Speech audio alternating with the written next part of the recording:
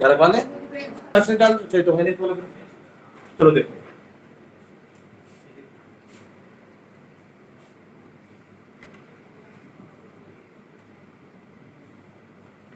Sexual reproduction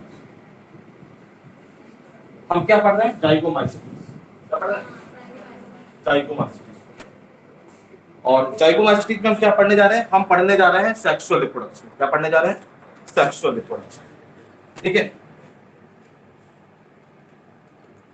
पहले तो आपको बता दें यहाँ जो सेक्सुअल रिप्रोडक्शन है वो बहुत ज्यादा एडवांसमेंट है तो यहाँ पर सेक्सुअल रिप्रोडक्शन में आपको मालूम है कि हमने कल बताया था कि इनको क्या बोलते हैं कॉन्जुगेटिव या कॉन्जुगेशन एंजाइम तो एक्चुअल में सेक्सुअल रिप्रोडक्शन में यहाँ पर कॉन्जुगेशन क्या होगा कॉन्जुगेशन का मतलब क्या है एक्चुअली इनकी जो हाइपी और हाइपी तो इनके हाइपी क्या करेंगे यहाँ पर आपस में फ्यूज करेंगे क्या करेंगे आपस में फ्यूज करेंगे तो यहाँ पर जो हाइपी है इनको हम बोलते हैं प्लस और माइनस क्या बोलते हैं पॉजिटिव हाइपी और माइनस हाइपी यानी इसको हम बोलते हैं पॉजिटिव हाइपी और इसको क्या बोलते हैं हम निगेटिव हाइपी क्या बोलते हैं निगेटिव अब एक बात याद रखो जब चाहे वो बैक्टीरिया के केस में या किसी अदर ऑर्गेनिज्म के केस में जहां पर कॉन्जुगेशन हो रहा हो और जहां पर पूरी की पूरी होल बॉडी सेक्सुअल रिप्रोडक्शन में पार्टिसिपेट कर रही हो तो वहां पर जो पॉजिटिव यूज किया जाता है वो यूज किया जाता है मेल इसके लिए यूज किया जाता है मेल और जो निगेटिव टर्म यूज किया जाता है वो किसके लिए यूज किया जाता है फीमेल इसका मतलब कि अगर कहीं पर टर्म यूज हुआ है कि this one is the negative hyphae that means हम ये इंडिकेट कर रहे हैं कि ये कौन सा है ये फीमेल पार्ट है कौन सा पार्ट है ये फीमेल पार्ट है और जो पॉजिटिव टर्म यूज किया गया है वो किसके लिए यूज किया गया है मेल के लिए यूज किया गया किसके लिए यूज किया गया मेल के लिए एक दिमाग में क्वेश्चन आ रहा होगा कि मेल के लिए पॉजिटिव ही क्यों यूज किया गया और फीमेल के लिए नेगेटिव ही क्यों यूज किया गया हमेशा जो गेन करता है आपकी केमिस्ट्री के अकॉर्डिंग उस पर नेगेटिव चार्ज आता है और जो लूज करता है उसको कौन सा चार्ज आता है तो हम ये मानते हैं कि जो मेल गैमीट होते हैं वो हमेशा मेल के पास से लूज होकर किसके पास पहुंचते हैं फीमेल के पास तो जो गेन करता है वो नेगेटिव होता है जो लूज करता है वो पॉजिटिव होता है तो यहाँ पर एक्चुअल में इस पॉजिटिव और नेगेटिव का कुछ साइंटिफिक मतलब ऐसा नहीं था सिर्फ हमने कुछ रूल्स के अकॉर्डिंग जो जिसके पास से कुछ जा रहा था हमने उसको पॉजिटिव बोल दिया और जिसके पास से कुछ जाता है वो कौन होता है मेल और जिसके पास कुछ पहुंचता है वो कौन होता है फीमेल ठीक है तो देखिए किसी को यहाँ पॉजिटिव और नेगेटिव सिर्फ इंडिकेशन है कि हम किसको मेल बोल रहे हैं और किसको फीमेल बोल रहे हैं तो देखिए किसी को अब क्या होगा अब ये जो हाइपी है ये दोनों आपस में क्या होंगे कनेक्ट क्या होंगे आपस में कनेक्ट तो अगर हम यहाँ पर इनको तो पहले इस तरीके से इसमें ग्रोथ है इस तरीके से क्या होती है बेटा आउटर ग्रोथ इस वाले में भी होती है और इसमें थोड़ा अलग अलग तरीके से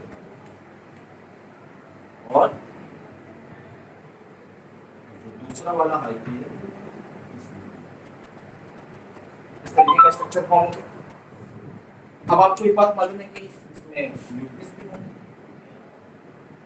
जब इस तरीके का ये जो स्ट्रक्चर है ये आउटग्रोथ फॉर्म करता है तो इसमें एक न्यूक्लियस आ जाता है और इसमें एक न्यूक्लियस आ जाता है एक न्यूक्लियस आ जाता है और एक न्यूक्लियस तो यहाँ पर ये आपस में मिक्स करें यानी यहाँ पर ये कॉन्जुगेशन क्या हुआ इसीलिए हमने जाइगोमाइसीटीज को क्या बोला था कॉन्जुगेटिव एंजाइम क्या बोला था कॉन्जुगेटिव एंजाइम यदि बस समझ में कोई दिक्कत एक नीट में क्वेश्चन पूछते हैं कि जो जाइगोमाइसीटीज होते हैं जो जाइगोमाइसीटीज होते हैं ये एसेप्टेट होते हैं कैसे होते हैं? ये सेप्टेट, देखो हमने सेप्टा नहीं बनाया, बनाया नहीं सेप्टा। अब जाइगोमाइसीटीज क्या होते हैं? एसेप्ट। एक क्वेश्चन आता है कि जाइगोमाइसीटीज की कौन सी स्टेज में ये सेप्टेट फंजाई की तरह बिहेव करते हैं? अब क्वेश्चन आ रहा होगा दिमाग में, ये तो ये सेप्टेट, फिर आप ये क्यों पूछ रहे हैं? एक्चुअली जाइगोमाइसीटीज की लाइफ के सेक्सुअल रिप्रोडक्शन की लाइफ में एक स्टेज आती है जहां पर सेप्टा जनरेट होता है। सेप्टा जनरेट होता है। कब जनरेट होता है? पहले तो आपको बता दें, ये जो इन दोनों के कॉम्बिनेशन से स्ट्रक्चर फॉर्म हुआ, इस स्ट्रक्चर को हम बोलते हैं प्रोगैमेटेंजियम, गैमेटेंजियम। क्या बोलते हैं? प्रोगैमेटेंजियम। ठीक है। और अगले स्टेप में क्या होता है, हम इसी में आगे बढ़ा दे रहे हैं, ये प्रोसेस आगे बढ़ाया जा रहा है। ठीक है। तो अलग ऐसे ज्यादा बेहतर समझ में आएगा। तो मान लीजिए ये स्ट्रक्चर है,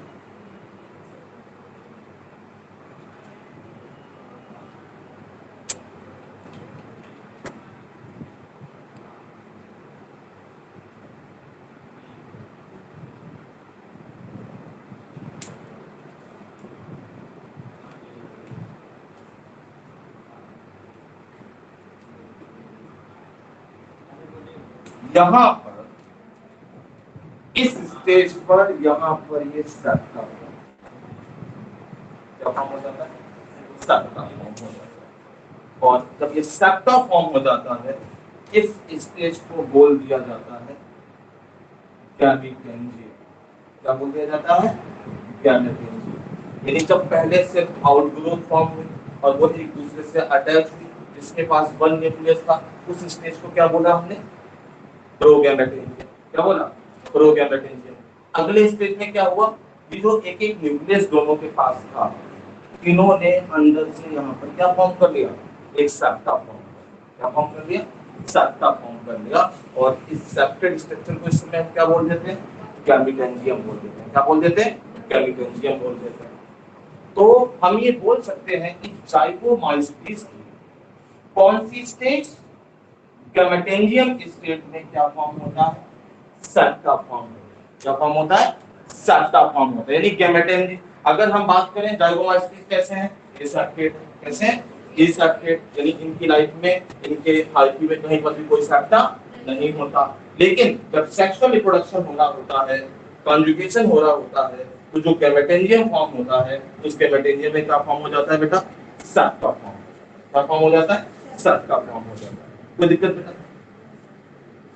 अभी आप देखो तो दोनों के न्यूक्लियस अलग अलग है। दोनों के न्यूक्लियस क्या है? अलग अलग। अगले स्टेप ये फ्यूज कर देते हैं। क्या कर जाते हैं? फ्यूज कर देते हैं।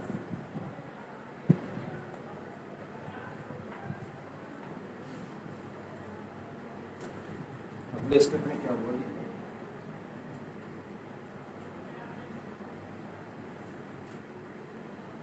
ये फ्यूज कर, क्या करते हैं? फ्यूज।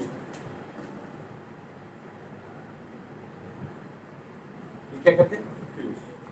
और इनका न्यूक्लियस भी क्या कर जाता है? फ्यूज कर जाता है। इनका न्यूक्लियस भी क्या कर जाता है? फ्यूज कर जाता है। अगर आप देखो तो यहाँ पर ये जो दोनों गैमेटेंजियम थे, ये क्या करते हैं? फ्यूज करते हैं।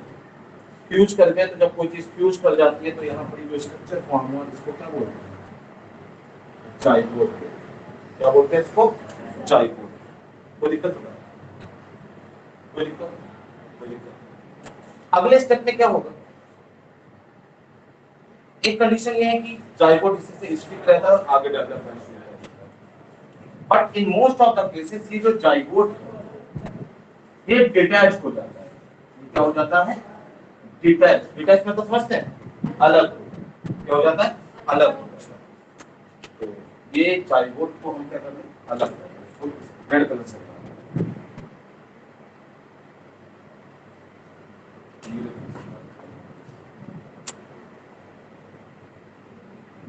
ये क्या अलग कर दिया हमने? जाइगोट। हमने क्या है, जरूरी नहीं है कि इस स्ट्रक्चर से अलग हो, इसमें अटैच भी रह सकता है, और but most of the condition में ये जाइगोट अपने हाइपी से क्या हो जाता है, अलग। कोई दिक्कत? अब क्या होगा, ये जो जाइगोट, ये जाइगोट का जर्मिनेशन, क्या होगा बेटा, जर्मिनेशन। और जब जर्मिनेशन होगा, जर्मिनेशन होगा इस तरीके का स्ट्रक्चर होगा, इस तरीके का स्ट्रक्चर फॉर्म होगा, और कुछ टाइम पीरियड बाद इस तरीके का ये स्ट्रक्चर फॉर्म होगा। इसको बड़ा ये जाइगोट था, और जाइगोट ने इस टाइप का एक इलॉन्गेटेड स्ट्रक्चर फॉर्म किया। इस इलॉन्गेटेड स्ट्रक्चर को क्या बोलेंगे, पहले तो आपको बता दें, यहाँ पर डिफरेंशिएशन हुआ, क्या हुआ, डिफरेंशिएशन हुआ, तो ये क्या फॉर्म हुआ, स्पोरेंजिया फॉर्म। क्या फॉर्म हुआ, स्पोरेंजिया फॉर्म हुआ। अब खास बात देखिए, ये हम बायोलॉजी में हमेशा बोलते हैं कि जो दिख रहा है वही उसका नाम रखते हैं। ये जाइगोट, ये स्पोरेंजिया किससे फॉर्म हुआ, जाइगोट से। इस जाइगोट को अगर हम जाइगोस्पोरेंजिया बोलते हैं तो कोई दिक्कत नहीं, इसको हम जाइगोस्पोरेंजिया बोलते हैं, कोई दिक्कत नहीं है। अच्छा, ये जो ब्रांच होती है जिस पर स्पोरेंजिया प्रेजेंट होता है, उसको हम क्या बोलते हैं, स्पोरेंजियोफोर बोलते हैं। क्या बोलते हैं बेटा, स्पोरेंजियोफोर। अब बेटा जाइगोस्पोरेंज, जैसे हम क्या बोलते हैं, स्पोरेंजिया जिस ब्रांच पर प्रेजेंट होता है उसको क्या बोलते हैं, स्पोरेंजियोफोर। तो जिस ब्रांच पर जाइगोस्पोरेंजिया प्रेजेंट है उस ब्रांच को क्या बोल देंगे, जाइगोस्पोरेंजियोफोर बोल देंगे। क्या बोल देंगे, जाइगोस्पोरेंजियोफोर। क्या बोल देंगे, जाइगोस्पोरेंजियोफोर। कोई दिक्कत बेटा, कोई दिक्कत नहीं। अब ये जो स्पोरेंजिया बना है इसमें सेम वैसे उनका न्यूक्लियस मल्टीप्लाई करेगा, है ना, मल्टीप्लाई करेगा, और मल्टीप्लाई करने के बाद क्या करेगा, इनके पास साइटोप्लाज्म भी होगा, इसके चारों ओर क्या एक्युमुलेट हो जाएगा, साइटोप्लाज्म एक्युमुलेट हो जाएगा। क्या एक्युमुलेट हो जाएगा बेटा, साइटोप्लाज्म एक्युमुलेट हो जाएगा, हो जाएगा कि नहीं जाएगा। जब इनके चारों साइटोप्लाज्म एक्युमुलेट हो जाएगा, मतलब ये क्या फॉर्म होगा बेटा, अब क्योंकि जाइगोस्पोरेंजिया पे स्पोर फॉर्म क्या बोलते हैं, जाइगोस्पोर बोलते हैं। क्या बोलते हैं, जाइगोस्पोर। अगले स्टेप में क्या होगा, अगले स्टेप में बेटा ये आपको मालूम है कि जब स्पोरेंजिया में स्पोर भर जाएंगे तो ये स्पोरेंजिया बस्ट कर जाएगा। क्या कर जाएगा बेटा, और जब बस्ट कर जाएगा, जब बस्ट कर जाएगा तो ये बाहर क्या करेगा, स्पोर आगे बाहर, क्या आगे बाहर, स्पोर बाहर आ गए। जब ये स्पोर बाहर आ गए तो अब इन स्पोर से क्या होगा, अब बड़ी खास बात, कुछ पॉजिटिव हाइपी बनेंगे और कुछ नेगेटिव हाइपी बनेंगे। क्या बनेंगे, कुछ पॉजिटिव हाइपी बनेंगे और कुछ नेगेटिव हाइपी बनेंगे। तो फाइनली कहां से यहां से कहानी शुरू करेंगे और एक बार आके क्या होगी, खत्म होगी। अब एक क्वेश्चन का आंसर बता दें कि एक्चुअल में इसको ये जाइगोस्पोरेंजिया बनाने की जरूरत क्या है। एक सिंपल सी बात है, इस न्यूक्लियस का प्लॉइडी लेवल मान लें n, कितना था बेटा, इस न्यूक्लियस का प्लॉइडी लेवल कितना था मान लें n, कितना था। जब n और n फ्यूज करे होंगे तो यहाँ पर ये जो जाइगोट का न्यूक्लियस होगा इसका प्लॉइडी लेवल कितना हो गया होगा, 2n। अब हमने शुरुआत कहां से करी थी, n से। जाइगोट कैसा हो गया, इनिशियल भी कैसी हो गई, 2n। अगर ये न्यूक्लियस n है तो इसका मतलब ये लोग भी कैसे होंगे, अब यहाँ जाइगोट कैसा हो गया, अब जाइगोट 2n हो गया तो बेटा न्यू ऑर्गेनिज्म होगा तो पेरेंट की तरह। तो हमने कल एक बात बताई थी कि इस दुनिया में स्पोर जब भी फॉर्म होते हैं वो कैसे होते हैं, हैप्लॉइड। स्पोर कैसे होते हैं, हैप्लॉइड मतलब n। अब तुम सोचोगे कि ये स्पोर कैसे n हो गए, क्योंकि स्पोर बनने के लिए for the formation of spore क्या होती है, मियोसिस होती है। क्या होती है, यानी यहाँ स्पोर बनने के लिए क्या परफॉर्म हुई होगी, और मियोसिस जब भी होगी तो 2n बॉडी किसमें कन्वर्ट हो जाती है, n में कन्वर्ट हो जाती है। किसमें कन्वर्ट हो जाती है? तो इसीलिए इसने स्पोर फॉर्म किया। थोड़ा सा जिसको मियोसिस नहीं मालूम वो देखिए, एक 2n सेल है, अगर इसमें हम मियोसिस कराते हैं, क्या कराते हैं? मियोसिस, तो एक से कितनी सेल बनेगी? 4 सेल बनेगी। कितनी सेल बनेगी? और सारों सेल में क्रोमोसोम का नंबर क्या हो जाएगा? n। मतलब 2n कंडीशन है तो किसमें कन्वर्ट हो जाएगी? n। तो इसीलिए इसने स्पोर फॉर्म किया, क्योंकि इसको मालूम था कि हम जाइगोट बना लिए हैं, और अगर हम जाइगोट बना लिए हैं तो हम तो 2n हो गए। हम 2n हो गए, हमारे मम्मी पापा तो n है। हमारे मम्मी पापा कौन है? n। अगर हमारे मम्मी पापा n है तो हम कैसे 2n हो सकते हैं? ऐसा नहीं कि हम हमारे मम्मी पापा इंसान है और हम शेर निकले, है ना? तो होंगे तो अपने पेरेंट की तरह, तो उसके लिए क्रोमोसोम नंबर को मेंटेन करना पड़ेगा। जैसे फॉर एग्जांपल हमारे पास कितने सेल है? 46 क्रोमोसोम है ना, सेल में 46 क्रोमोसोम है, तो इसके मतलब नहीं हमारी मम्मी के पास बांध और पापा के पास 100 बांध है, हमारे पास भी उतने होने चाहिए। तो इसीलिए इस जाइगोट को लगा कि हम 2n बन गए हैं, अब तो लफड़ा मच जाएगा, तो इसने कहा तुरंत स्पोर बना लो। स्पोर क्यों बना लो? क्योंकि जब आप इस जाइगोट से स्पोर, ये जाइगोट बना, इससे जो स्पोर बनेगा, स्पोर बनाने के लिए हमेशा क्या होता है? तो जब मियोसिस होती है तो 2n से कैसे स्पोर बन जाएंगे? n। और फिर n से कैसी बॉडी बन जाएगी? जैसे nn बॉडी का फॉर्मेशन हो जाएगा। तो ये क्या हो गया? Sexual reproduction in zygomycetes. और क्या पढ़ रहा है ये? कौन सा एग्जाम में पढ़ रहा है?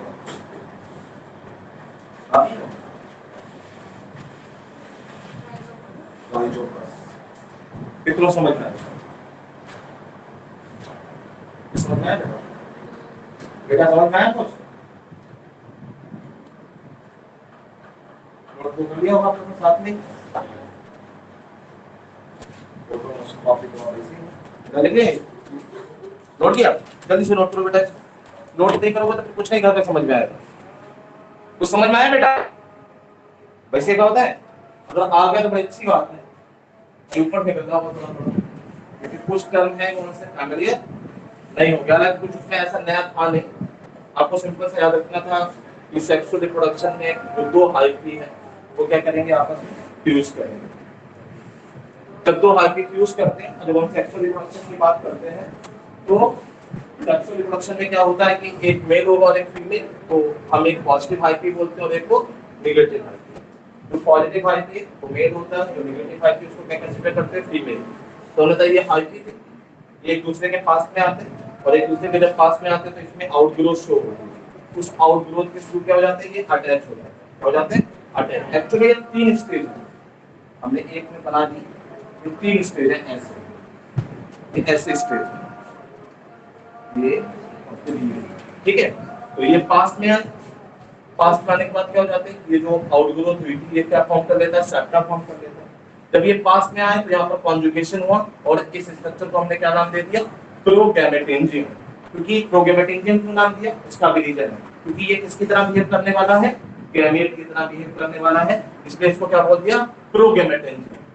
यहाँ पर आते आते इसने सेप्टा फॉर्म कर लिया, मतलब देखें तो एक सिंगल सेल सिंगल न्यूक्लियस लेके अलग होने वाली है, तो इसीलिए इसको क्या बोल दिया हमने?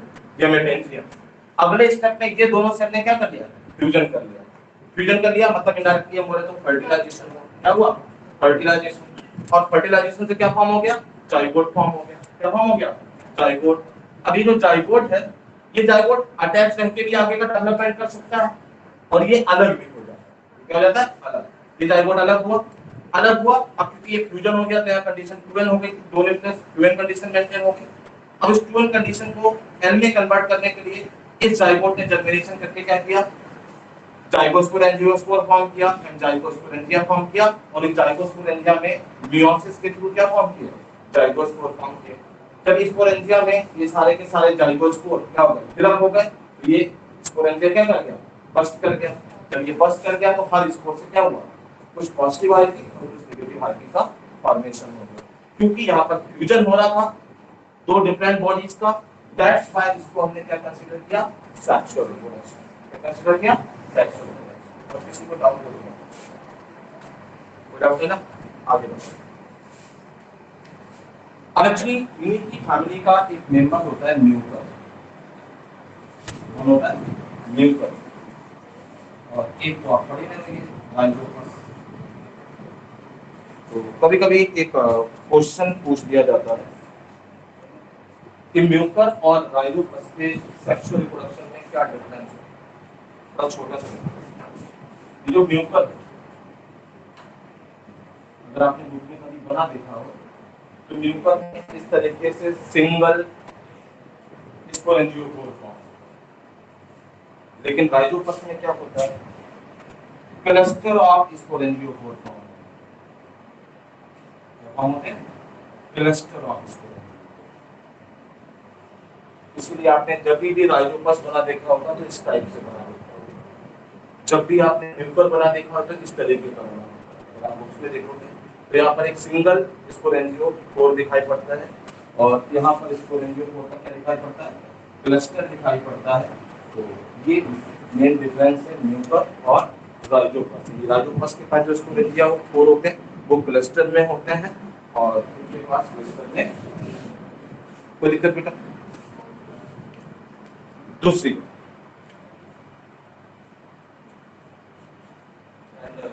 ये नीड के पॉइंट ऑफ व्यू से ज्यादा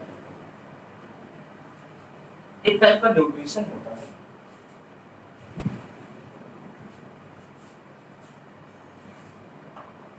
कॉप्रोफिलस।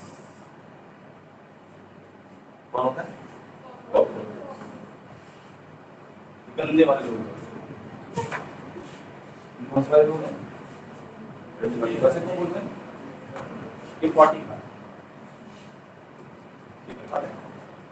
40 पिग, बहुत सारे अदर बर्ड्स जो दूसरे एनिमल को क्या खा लेते हैं, मीट खा लेते हैं। इस म्यूकर की बात करें, ये म्यूकर किसका क्या होता है, जितना भी डंग है, जैसे नाम लोग डंग, किसी भी ऑर्गेनिज्म का डंग हर ऑर्गेनिज्म का नहीं होता है। तो जितने भी सॉलिड वेस्ट प्रोडक्ट होते हैं उन पर कौन ग्रो करता है, म्यूकर। ये थोड़े बड़े लोग ब्रेड पर ग्रो करते हैं, ब्रेड पर, इसलिए राइजोपस को ब्रेड मॉल्ट बोलते हैं। क्या बोल देते हैं, ब्रेड मॉल्ट। ये न्यूट्रिशन सर दोबारा बता, हाँ बेटा ये दोबारा बता दीजिए। क्रीम लगाए हुए हम लोग। तुम्हारी सहेली कहाँ गई है नौशीन?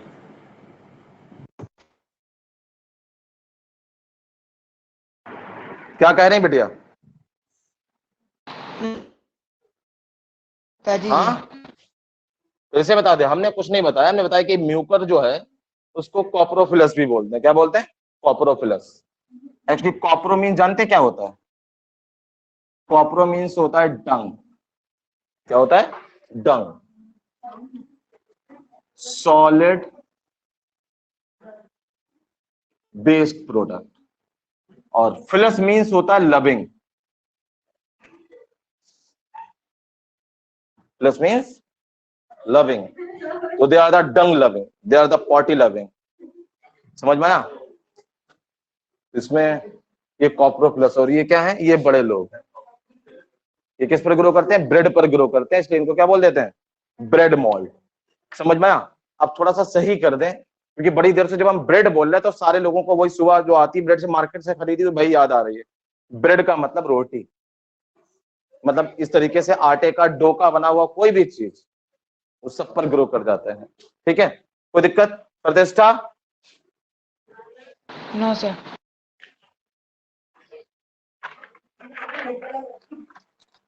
नोट कर लिया बेटा? बेटा समझ में आया कुछ? नहीं आया? बेटी आ रहा समझ में? भाई साहब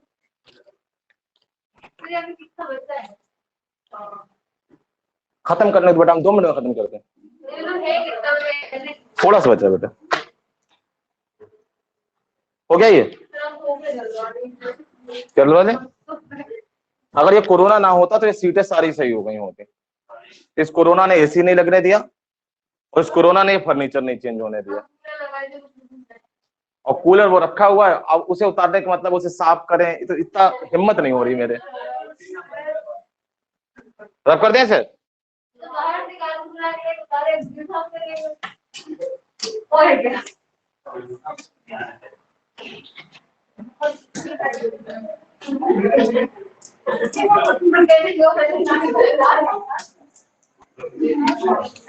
अगर क्या बताएं, अच्छा छोड़ो, सोच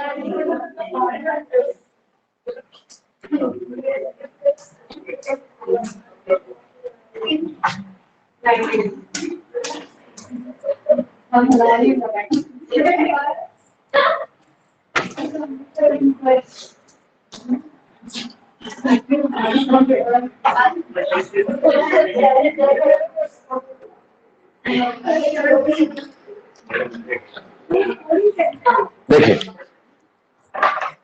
नेक्स्ट ग्रुप है एस्कोमाइसिटीज। ये पढ़ाने के लिए तो हम ये कलरफुल मार्कर लेके आए थे। एस्कोमाइसिटीज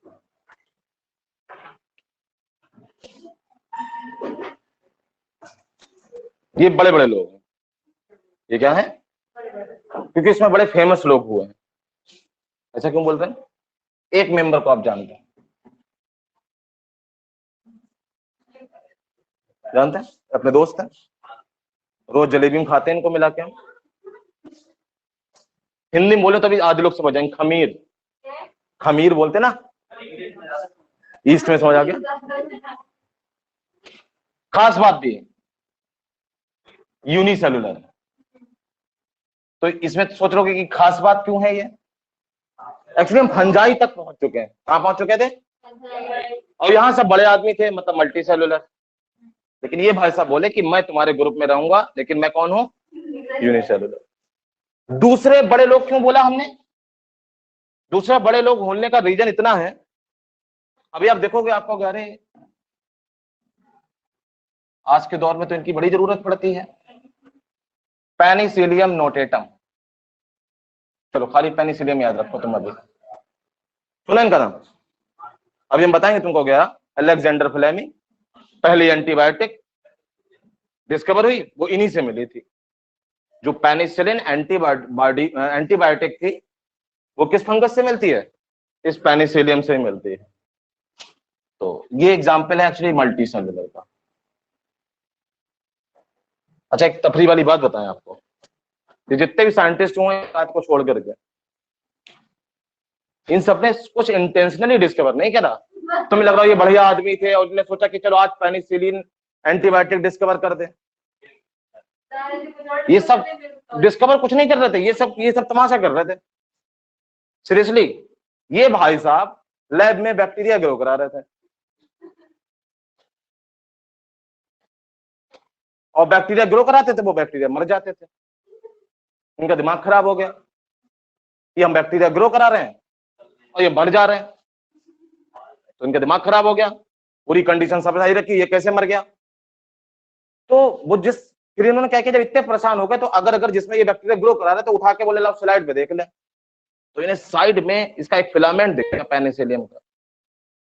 बंदे खोपड़ी घूम गई, वो समझ गया इसका मतलब कि इस फिलामेंट के पास कुछ ऐसा है जो मेरे बैक्टीरिया को मार दे रहा है। भाई साहब समझ गए कि इसके पास पेनिसिलियम के पास एक केमिकल है जो बैक्टीरिया को मारने के लिए एबल है। बेहतरीन तरीके से एंटीबायोटिक बना दी। समझ में आया? तो ये सब फर्जी लोग थे। मेंडल पढ़ा 10th में? तुम्हें लगता होगा बड़े साइंटिस्ट हैं। मैथमेटिशियन थे, मैथ पढ़ा रहे थे, रिटायर हुए, एक चर्च में पादरी बन गए फादर। सुबह सुबह टहलने निकले तो पी के पेड़ दिखाई पड़ गए, खोपड़ी घूम गई। और भाई साहब काबिल इतने बड़े थे, आपको मालूम है? अभी खैर 12th में आओगे तब पढ़ाएंगे। भाई साहब इनकी बेइज्जती करके ना धक्के मार के निकाला गया। ये अपना वर्क लेके जब उस टाइम के बायोलॉजिस्ट के पास गए, क्योंकि इन्होंने उसमें सब कुछ स्टैटिस्टिक्स लगा रखी थी, मीन मीडियन मोड। बंदे ने खाली एक क्रॉस कराया, टॉर्क देके, बाकी जो तुम पढ़ते ना येलो, ये सब ने कुछ नहीं कराया, सब ऐसे रेशियो निकाल डाला। और बंदे की पागलपंती बताएं, बंदे ने पहले वाले क्रॉस में जो प्लांट ग्रो करा एक एक गिना। अगर आप इनका रेशियो देखोगे तो ऐसे आएगा कि 2738 ये वाले मिले, 4600 ये वाले मिले, बंदे की हिम्मत की दाद देनी पड़ेगी। और इतना सब कुछ लेके पहुंच के भाई साहब हम आ गए, इनसे कहा गया तुम निकल लो। सीरियसली, इनके मरने के बाद जो आप लॉ पढ़ते थे ना, law of dominance, law of segregation, law of independent assortment, इनके मरने के 40 साल बाद वो भी उन 3 साइंटिस्ट का थैंक यू बोलेंगे, ईमानदार बंदे ने कुछ नहीं करा। बता के उन 3 साइंटिस्ट ने रीडिस्कवर किया और रीडिस्कवर करके ये सारा दिया।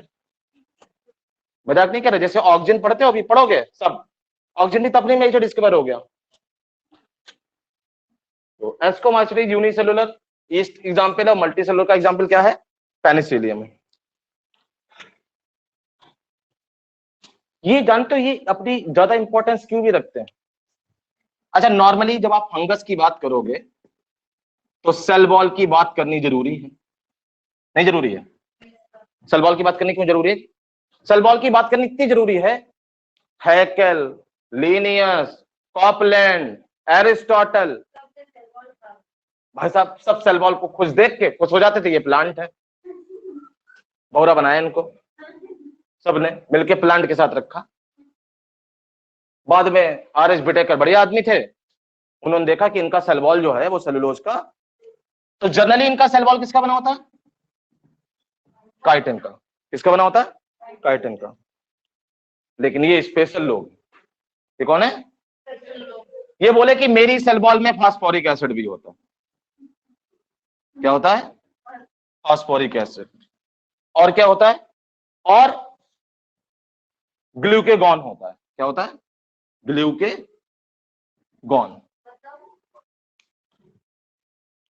चलो सर ग्लूकेगॉन ना बोले, चलो सिंपल टर्म लिखते हैं, ग्लाइकोजन। क्या होता है?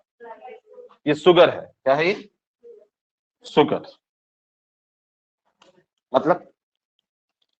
मतलब हमारे सबके पास एनसीईआरटी है, इनके पास साइड बुक भी है ट्रेडिशनली, तो ये दूसरे फंजाई से क्या हो जाते हैं? अलग हो जाते हैं। ठीक है। दूसरा, ग्लाइकोजन किस लिए होता है इनके पास? ग्लाइकोजन की कोई खास बात नहीं है बेटा, और शुगर से कंफ्यूज मत हो, तुम तो कतई मत हो। Fluid mosaic model of plasma membrane पढ़ा था, उस fluid mosaic model of plasma membrane पढ़ा था कि लिपिड की बाइलेयर थी, और लिपिड की बाइलेयर के साथ साथ वहां पर क्या था? प्रोटीन बाइलेयर था, और प्रोटीन बाइलेयर के ऊपर क्या प्रेजेंट था? शुगर प्रेजेंट थी। याद आया? According to the fluid mosaic model of the plasma membrane, the plasma membrane is the sea of lipid in which the protein molecules are floated like the iceberg and floated in the sea। और आपने उसमें पढ़ा था कि उसमें sugar attach थी। याद आया? जब प्रोटीन बनाते थे, प्रोटीन के ऊपर हम शुगर बनाते थे। तो ऐसे कंफ्यूज मत हो, ये भाई शुगर है, बस ग्लाइकोजन है। किसी के पास ग्लूकोज है, किसी के पास फ्रक्टोज है। हाँ नहीं, वो अगर तुम्हें बताना होता तो तुम कंफ्यूज आते, इसलिए तुम लोग मत सुनो, वो उसकी प्रॉब्लम सॉल्व होगी। ठीक है। तो काइटिन, फास्फोरिक एसिड और ग्लाइकोजन। दूसरी सबसे खास बात क्या है? इनकी जो वैक्यूल होती है वो लार्ज होती है, इनके पास बिग सेंट्रल वैक्यूल होती है। ये भी एस्कोमाइसिटीज का अपना स्पेशल कैरेक्टरिस्टिक है, बाकी फंजाई के पास ये नहीं होता। सैप्रोफिटिक तो होंगे ही होंगे, ये सब होते हैं तो ये भी होंगे, सैप्रोफिटिक होते हैं। अब यहां पर हम बात कर लें किसकी? ईस्ट की। किसकी बात कर लें? ईस्ट की। तो अगर ईस्ट की बात करें तो ईस्ट एक इंपॉर्टेंट हार्मोन सेक्रेट करता है जिसको बोलते हैं जाइमेज। क्या बोलते हैं? जाइमेज। क्या सेक्रेट करता है? जाइमेज। इस जाइमेज की खास बात बता, ये एक्चुअल में एंजाइम कॉम्प्लेक्स। क्या होता है ये? एंजाइम कॉम्प्लेक्स होता है। और ये जाइमेज क्या कर सकता है? लार्ज ऑर्गेनिक कॉम्प्लेक्स को क्या कर सकता है? डाइजेस्ट कर सकता है। किसमें? सिंपलर ऑर्गेनिक कॉम्प्लेक्स में। इसीलिए ईस्ट की बात करें, ईस्ट फर्मेंटेशन कर देते हैं। क्या कर देते हैं? फर्मेंटेशन। जैसे ईस्ट की बात करें, आपको ईस्ट एक इंपॉर्टेंट फंगस है और हमारे डेली लाइफ के लिए अपनी एक इकोनॉमिक इंपॉर्टेंस रखता है। कैसे? जितने भी हम, ये एक्चुअली फर्मेंटेशन में हेल्प करता है। किसमें हेल्प करता है? और फर्मेंटेशन करके बनाता क्या है? अल्कोहल। कोरोना में सब बनता, दारू दुकानें खुली थी, सोचो कितना फायदा दिला रहा था भारत सरकार को। ईस्ट फर्मेंटेशन कर सकते हैं। क्या कर सकते हैं? फर्मेंटेशन। अगर फर्मेंटेशन का मतलब नहीं मालूम हो रहा तो आपने एनारोबिक रेस्पिरेशन पढ़ा था? आपने उसे एनारोबिक रेस्पिरेशन में पढ़ा था कि ग्लूकोज से पहले क्या बनता है? 1 molecule of glucose break down into 2 molecule of pyruvate, and then 2 molecule of pyruvate क्या बना लेते थे? C2H5OH plus CO2 plus 2 CO2 बनते हैं, प्लस 2 ATP प्लस 2 ATP। याद आया? तो जो अल्कोहल बन रहा है ये C2H5OH, इस फिनोमिना को क्या बोलते हैं? फर्मेंटेशन। और ये फर्मेंटेशन इसीलिए कर पाते हैं क्योंकि इनके पास क्या होता है? जाइमेज एंजाइम कॉम्प्लेक्स। सेब ले आओ, मौसम्मी ले आओ, संतरा ले आओ, तरबूज ले आओ, पपीता ले आओ, हम सबको डाइजेस्ट करके दारू मतलब अल्कोहल बना देंगे। हमका मतलब ये पता, तुम मेरे पास ले आओ, पता कल को पुलिस खड़ी बोले कच्ची बना रहे। पहले एक क्वेश्चन का आंसर बताओ, कितने लोग समझ में आ रहा है? हमने लिखा कि जाइमेज क्या करता है? Large organic complex.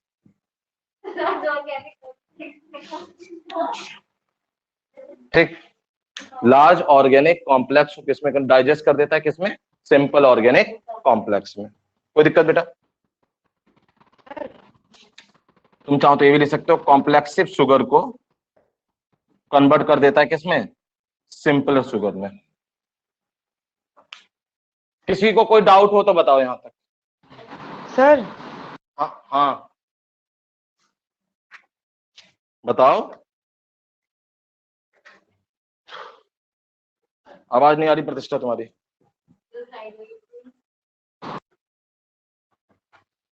हम ये पूछ रहे थे कि जो फर्मेंटेशन होता है, जब एनारोबिक होगा रेस्पिरेशन तो एटीपी भी बनेगा। अगर हम लोग मतलब वो तो बॉडी में होता है, जब हम करवाते हैं तब भी एनर्जी बनेगी। हाँ, एनर्जी रिलीज होगी बेटा, मतलब इससे कोई मतलब नहीं, एनर्जी रिलीज होगी।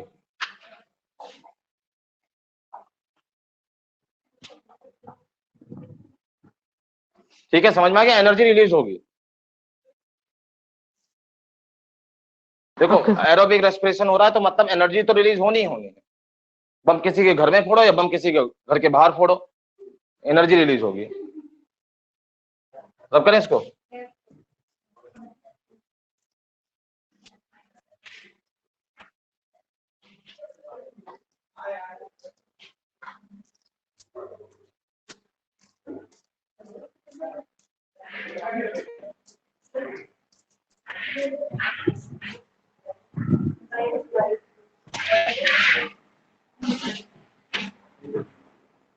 Asexual reproduction. एसेक्सुअल रिप्रोडक्शन किसके थ्रू होता है? हाँ,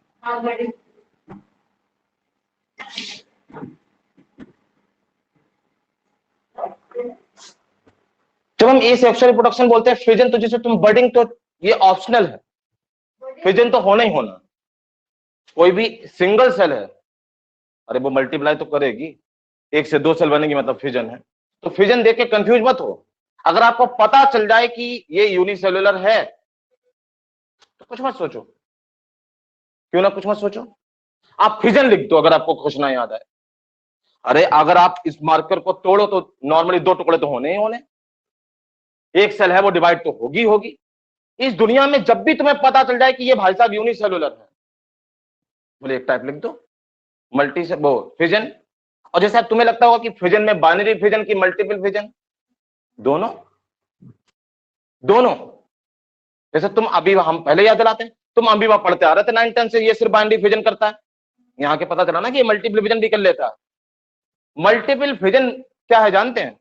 अनफेवरेबल कंडीशन हो जाएगी तो मल्टीपल फिजन हो जाएगा। अब क्लास 10th में आपने नाम सुना था कि ईस्ट में बडिंग होती है, तो आपको पता थी ईस्ट में एक्चुअली चेन बडिंग होती है। क्या होती है? Chain budding. अब पहले जिसको नहीं मालूम है वो एक बात कंफर्म कर ले। प्रकाश समझ नहीं आ रहा बेटा? और अच्छा क्वेश्चन का आंसर बताओ पहले सारे, सीरियसली कितना समझ में आ रहा है? नहीं आ रहा बेटा? नहीं आ रहा? आ रहा बेटा? आ रहा? देखो फ्री में हाँ कोई ना करे बेटा, आ रहा समझ में? ना आए तो आप मना कर दीजिए। तुम्हें मत सोचो कि सर इतनी देर से बोला और हम बोल दे, तो समझ में आना चाहिए। वो मेरा हेडेक है कि हमें कैसे समझाना है। बडिंग, अच्छा आप बड़े रद्दी तरीके से क्लास 10 में पढ़ा दिया जाता, body shows N outgrowth and when this outgrowth is detached from the parent body it grow into the new organism. ये तो कौड़ी का है। हाँ तो हम तो बताते वहां पर, जो मैं यहां पढ़ा रहा हूं इसमें नहीं बताया जा रहा आपको। ये जो आपको बडिंग कहानी दिखाई पड़ रही है, तो जिनको नहीं मालूम पहले एक बात बुक सुन लें। सेल डिवीजन, सेल डिवीजन एक तो टू टाइप का होता है, माइटोसिस और मियोसिस। और एक्चुअल में ये सेल डिवीजन काइनेसिस के टाइप है। किसके टाइप है? कैरियोकाइनेसिस के। तो कोई भी सेल डिवीजन होता है तो एक चीज और जान लो, एक थिंग होती है कैरियोकाइनेसिस और एक होती है साइटोकाइनेसिस। कैरियो मीन्स होता है बेटा न्यूक्लियस। क्या होता है? न्यूक्लियस। और साइटो मीन्स होता है सेल, साइटोप्लाज्म, सेल कुछ भी बोल लो, चलो साइटोप्लाज्म एक कुछ हो जाए, सेल और साइटोप्लाज्म। काइनेसिस टर्म दोनों जगह कॉमन है। 2 मिनट रुको। काइनेसिस टर्म क्या है? दोनों जगह कॉमन है। तो अगर दोनों जगह कॉमन है तो मीनिंग सेम होगा। काइनेसिस मीन्स होता है डिवीजन। क्या होता है? तो कैरियोकाइनेसिस मीन्स क्या हो गया? किसका डिवीजन? न्यूक्लियस का डिवीजन। वेट बेटा, कैरियोकाइनेसिस मतलब किसका डिवीजन? उधरी आ, उधरी हमारा विशाल सर की तरफ ही आ रहा है, विशाल सर की तरफ ही आ रहा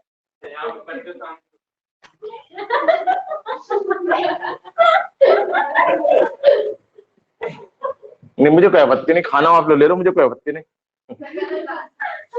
नहीं तो खिलाएंगे हम। देखो जल्दी से, कैरियोकाइनेसिस मतलब किसका डिवीजन बेटा? क्योंकि कैरियो मीन्स क्या है बेटा और काइनेसिस मीन्स, तो कैरियोकाइनेसिस मतलब किसका डिवीजन? साइटो मीन्स सेल और साइटोप्लाज्म, और काइनेसिस मीन्स फिर से डिवीजन। तो पूरी सेल का जब डिवीजन होता है तो उसको क्या बोलते हैं? और न्यूक्लियस का डिवीजन होता है तो क्या बोलते हैं? इसका मतलब अगर हम नॉर्मली देखें तो जैसे एक ये सेल है बेटा, इस सेल का ये न्यूक्लियस है, क्या ये? तो सेल डिवाइड करने से पहले क्या करती है? कैरियोकाइनेसिस करती है। क्या करती है? यानी अपने न्यूक्लियस के नंबर को डबल करती है। यानी पहले क्या होगी? कैरियोकाइनेसिस। अब जब कैरियोकाइनेसिस हो जाएगी तो 2 हिस्से हो गए, अब 2 न्यूक्लियस बन गए तो 2 सेल बन गई। अब क्या हुई? साइटोकाइनेसिस। तो इसका मतलब जब भी सेल डिवीजन होगा तो पहले कैरियोकाइनेसिस होगी और फिर साइटोकाइनेसिस होगी। कोई दिक्कत? एक बात और जान लीजिए, हमने बताया कि ये 2 टाइप्स होती है, माइटोसिस और, हालांकि अभी हम बता चुके थे 2n और n मान जानते हैं आप? जानते हैं? कल भी हमने बताया था 2n मतलब डिप्लॉइड और n मतलब हैप्लॉइड। चलो एक वो एग्जांपल बताते हैं जो आपको मालूम है। जैसे आपकी ह्यूमन सेल में कितने क्रोमोसोम होते हैं? 46। कितने क्रोमोसोम होते हैं? तो 46 ये क्रोमोसोम एक्चुअली पेयर में होते हैं, तो ये होते हैं 23 पेयर। कितने होते हैं? 23। तो जब क्रोमोसोम पेयर में हो बेटा, किसमें हो बेटा? पेयर में, तो ऐसी सेल को डिप्लॉइड सेल बोलते हैं। क्या बोलते हैं? यानी डिप्लॉइड सेल मतलब अगर ह्यूमन सेल का एग्जांपल ले तो 23 पेयर, और हैप्लॉइड का मतलब है हाफ सेट, ओनली 23। ओनली, कोई दिक्कत बेटा? अब एक बात याद रखिएगा, जैसे एक सेल है जो 2n है, क्या है? अगर इस सेल में माइटोसिस होती है, क्या होती है? तो 1 से 2 सेल बनेंगी हमेशा। कितनी सेल बनेंगी? And there is no change in the number of chromosome. अगर आपकी सेल के रेफरेंस में बताएं, अगर यहाँ 46 हैं तो यहाँ भी कितने रहेंगे? 46। मतलब यहाँ 23 पेयर थे, यहाँ भी कितने रहेंगे? 23 पेयर। कोई दिक्कत? क्रोमोसोम के नंबर में कोई चेंज नहीं आता। लेकिन अगर इसी सेल में, जो आपकी सेल थी जो 2n थी, मतलब 46 क्रोमोसोम थे, अगर इसमें मियोसिस करा दें, क्या करा दें? तो एक्चुअली पहले तो एक सबसे बड़ा डिफरेंस कि यहाँ पर 1 से कितनी सेल बनेंगी बेटा? 4 सेल बनेंगी। कितनी सेल बनेंगी? 4 सेल। और क्रोमो जो सेल है पहले कैसी थी? डिप्लॉइड, 2n मतलब डिप्लॉइड, और मियोसिस होने के बाद सेल हैप्लॉइड रह जाती है। क्या रह जाती है? यानी यहाँ पर फुल सेट ऑफ क्रोमोसोम 46 थे, यहाँ कितने बचेंगे? 23। पेयर नहीं है ये, 23। तो आपको एक डिफरेंस पता चल गया कि माइटोसिस में क्रोमोसोम के नंबर में कोई चेंज नहीं आता है, जबकि मियोसिस में क्रोमोसोम के नंबर में क्या आ जाता है? चेंज आ जाता है। ठीक है, कोई दिक्कत? और आपको हैप्लॉइड और डिप्लॉइड समझ में आ गया। 2n मतलब डिप्लॉइड और n मतलब हैप्लॉइड। डिप्लॉइड मतलब फुल सेट ऑफ क्रोमोसोम और हैप्लॉइड मतलब हाफ सेट ऑफ क्रोमोसोम। कोई दिक्कत किसी को? प्रखर समझ में नहीं आ रहा?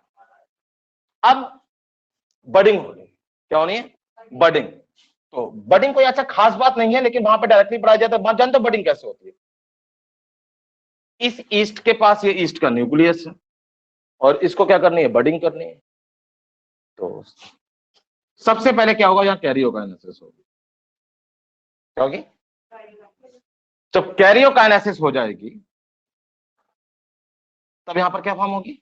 बड लाइक स्ट्रक्चर फॉर्म होगा। इसमें से एक यहां पर आ जाएगा, आ गया, और जब ये यहां पर आ जाएगा ये बंद हो गया। अब वहां पर चेन बडिंग होती थी। क्यों चेन बडिंग होती थी?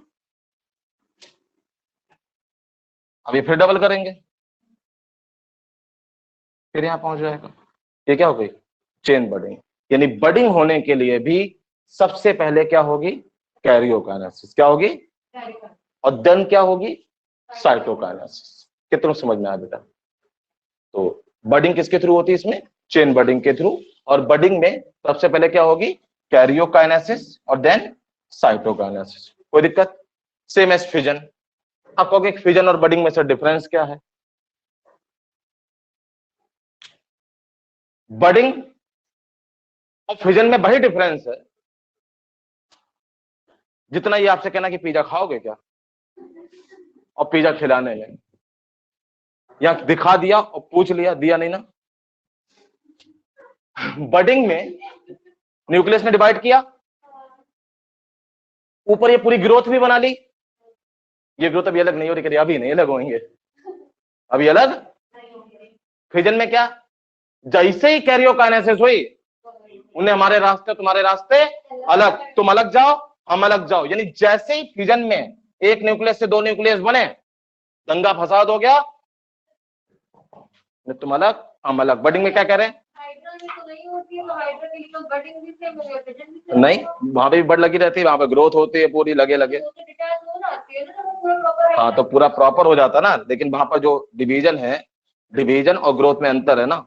वहां ग्रोथ भी बड के टाइम पर हो जाती है, वहां जब पूरा बड़ा करके भेजते हैं। जैसे डे बोर्डिंग, बच्चा भेज दिया पीजी में, बोले तो बड़ा करके भेजेंगे बीएससी के बाद, ग्रेजुएशन के बाद डॉक्टर बना के।